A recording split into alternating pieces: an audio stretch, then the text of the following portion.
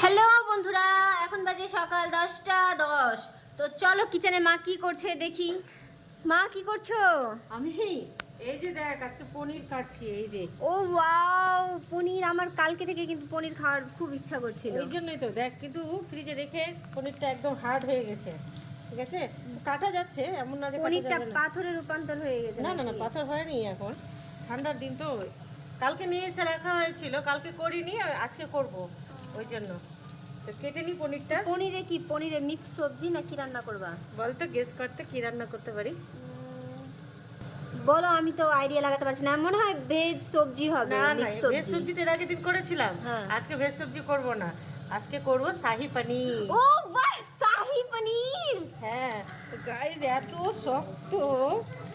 ও wow, শুনেই তো আমার জিভে জল আসছে। শাহী পনির, টুপ টুপ করে জিভ থেকে জল পড়ে, আর চেটে পুটে খেতে পারিস। শাহী পনিরের সাথে কিন্তু বাটার ইয়ে করতে হবে। কি করতে হবে? কি